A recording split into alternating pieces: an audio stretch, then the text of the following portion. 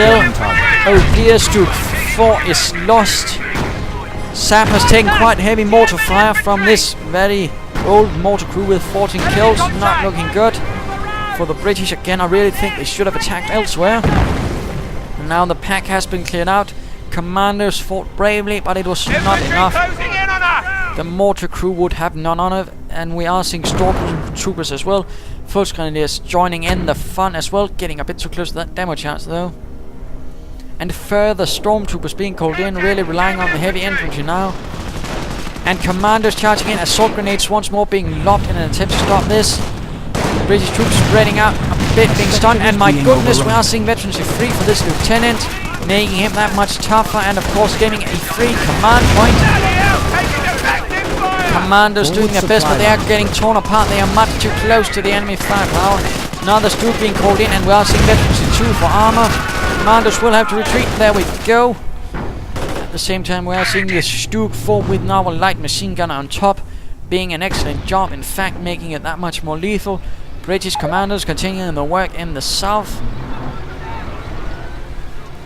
But at the same time, the northern victory point has been secured by pioneers, possibly Hans, who has returned with his flamethrower this time around. And now the Cromwell moves in, blasting away a bit. But the mortar is still a threat. Stormtroopers are still nearby, and now we have another Stuk 4 ready to prove a nuisance to the Cromwell, which charges in heroically, perhaps trying to clear out those pioneers. Opening fire, and my goodness, aims too high and misses. Second shot, no kills, leaving only behind Hans. But the Stuk 4 heroically moves in, capturing the attention through the mists of Semois.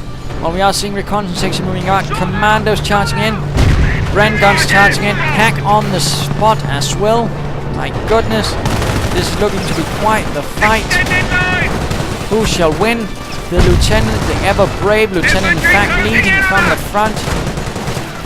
And we are once more seeing assault going off. Again, I have plenty of munitions, I do believe.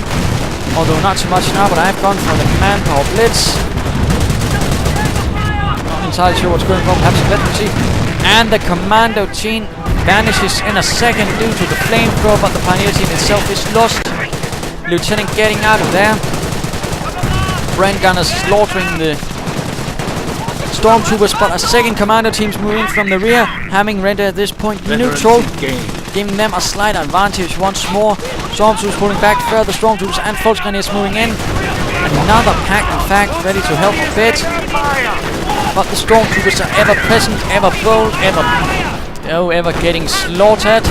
Grenade being dropped right there, but flies a bit too high, kills one stormtrooper though.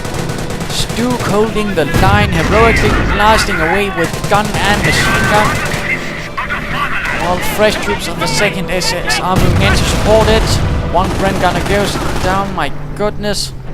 This has certainly been quite some fights, some almost comebacks from the British.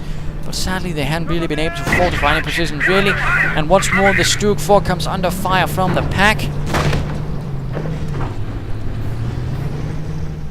Certainly a good use of a captured pack, that's for sure. And certainly a good evidence that you should always try to grab your enemy's anti-tank guns if you can.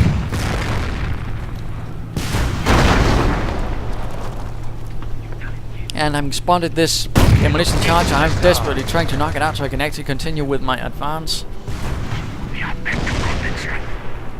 And stormtroopers getting reinforced, not a lot in fact left for me, having lost quite to those stormtroopers and Cromwells and whatnot. Only 2 stormtrooper teams, a Volksgrenadier team and a pioneer team, and of course the ever lovely Stuk. British continuing to push forward. I do believe that casualty cleaning station has cleared some things. Oh my goodness, I do apologize for missing that, but those troops were moving right into that demolition charge, and then it was actually detonated. So be careful around your own demolition charges. Again, they can damage you, and in fact one of my favorite things to do is when I see a commando team laying down a demolition charge and I have a Stuk 42 nearby, is to attack the ground and then watch as the demolition charge blows up the commando team. Fun fact, Stuk 4 taking quite a bit of fire, commandos moving in here, grenade being dropped on the Volksgrenadiers. Oh goodness gracious, Volksgrenadier teams taking heavy losses. But British troops are as well, apparently having grabbed a Panzerschreck but dropped it once more. pack moving in, and there we go. Game over. The 51st Lowland Division has to retreat in the face of the 2nd SS attack. Quite heavy losses on both sides, but in the end, Germany prevailed. So what can we learn from this? Well, of course, be careful around your own demolition charges and mines. If one goes off, then it's you that's paying the bill, not the enemy. Other bits, of course, use of enemy packs can really make quite a difference. This pack, in fact, did quite a lot to harass my efforts with the Stukes. So, of course, that is nice. Barbed wire is nice, mortars are nice, of course, both really did most, but there's here a slight unfortunate thing by having it be much too close to the MG42, which rather spoiled the surprise in some cases, and of course rendered it a rather nice target for me. Another thing the British commander would have done well to do was actually apply more pressure through here. Yes, there were barbed wire, but the Cromwell sappers, of course, with now wire cutters, could easily have cleared that up and pushed through here, really forcing me to spread out my defenses, and of course giving him much greater avenues to attack from. Instead, he continued to attack from this single point, which of course alerted me to basically only fortify here, and of course concentrate my defenses, which is the last thing you want your opponent to be able to. That is really quite vital. When you're dealing with someone who's hard digging, attack from somewhere else, force him to spread out his defenses, because that means you can apply greater force at one point and of course do more damage that way. Krazor clearing station, nice job there. In fact, gaming of 3 infantry section, which in case of the British with the very expensive infantry sections is quite vital. So there you go. I hope you enjoyed this fight. If you did, why not subscribe or tell your friends? If you didn't, well, why not send in a replay of your own? This is ImperialDane saying, do try to attack from another avenue sometimes. Cheers.